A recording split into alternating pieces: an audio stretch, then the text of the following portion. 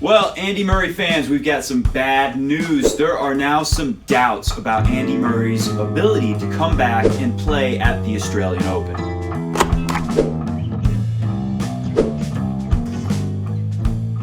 Welcome to Coffee Break Tennis. I am your host, Matt Bradshaw. Coffee Break Tennis is brought to you by Crunch Time Coaching. Crunch Time Coaching, a worldwide leader in online tennis instruction. Crunch Time Coaching is a tennis player's ultimate resource, a tennis player's best friend. We're here to help you have more fun on the tennis court by winning more matches, or at least hitting a better looking tennis ball. So like I said, things are looking bad right now for Andy Murray. Now, don't get me wrong, he's working as hard as he can to try to be ready for the Aussie Open. But let's go to The Telegraph, where I have this bit of news. So the headline is, Andy Murray, put it on the screen please. Andy Murray faces anxious wait as fears grow over Scott's comeback from injury. No, I didn't get it wrong. I'm not reading a story about some guy named Scott. He's a Scotsman. He's from Scotland. I give homage to Scotland. With only 11 days to go before the start of Andy Murray's planned comeback tournament in Brisbane, concerns are growing that he is behind schedule in his preparation because of the lingering problems with his damaged right hip. So now they clarify a little. Murray has not broken down physically. It's understood that he is continuing his training schedule with Jamie Delgado as coach. However, it is a surprise and a worrying one for British tennis fans that he's in the UK at all. So it's a surprise because when we go back to the exhibition that Andy did with Roger Federer in Glasgow, he basically kind of gave the media there a little time frame for his plans for the Aussie Open. And he is not following that time frame anymore. The story goes on to point out that at this stage in prep for a big tournament, someone like Andy Murray would be, have some guys in the top 100 in the world come out and be hitting partners to practice with. He has not been doing that. He's just been working on basic drills, coming back very conservatively, being very careful with his hip. So the big story here is that Murray is not following this timetable that he set up for us, and it's a bad sign. It suggests that he's not ready, and of course, the fact that he hasn't been practicing with other top-level tennis players.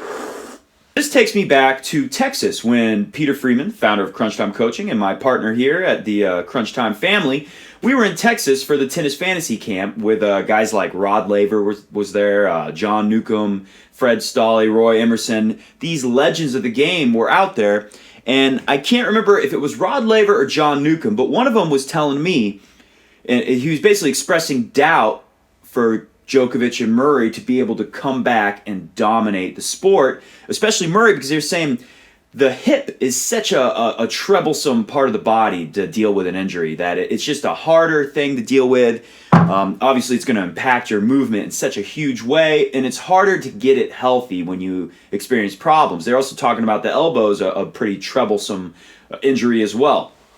And this story actually talks a little bit about that. It says Murray, who's now 30, has decided against surgery, preferring a less invasive route of rest and lots of rehabilitation. But pessimists don't want to say like Newcombe or Laver, but they were a little doubtful and worried for Murray. It's not like they're hating on Murray. They're just, they're worried for the guy. Pessimists argue that a degenerative hip will not recover, no matter how much of a break you have away from the circuit, the pro tennis circuit. Here's Mr. Goat. Welcome back. This is the tennis cat, Mr. Goat. So last thing from this story, let's pop it up on the screen. This is a little summary of Andy's history with the hip, because apparently it's not a new thing from this year.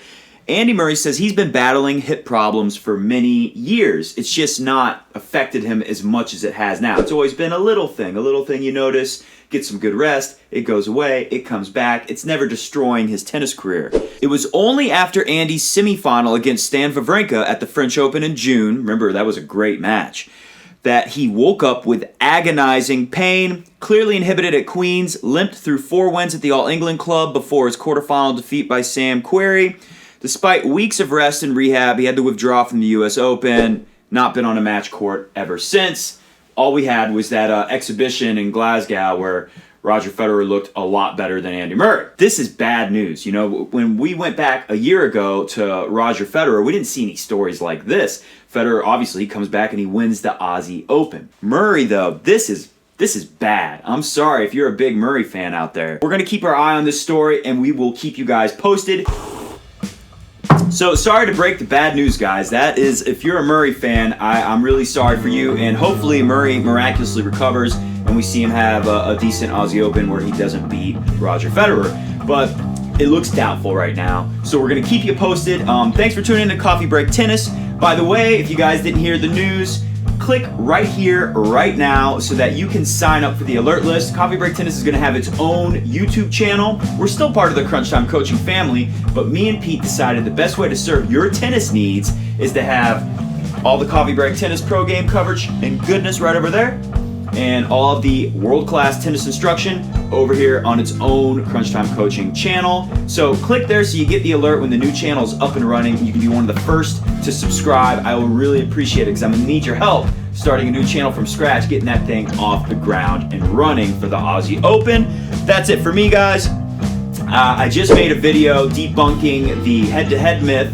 Basically, Agassi came out and said that Roger Federer cannot claim to be the greatest of all time because he has a losing head-to-head record against Rafa Nadal. If you guys want to hear me be very objective and unbiased, I'm going to take off my Fed head. I'm going to take off my Fed head hat, and I'm going to be unbiased and objective and destroy the head-to-head myth. Agassi. Oh, man. Woo! All right, Mr. Goat. How about that? I'm going to destroy that head-to-head myth, and don't forget to get on that new alert list so you guys can be the first to subscribe for the new Coffee Break Tennis channel. See ya!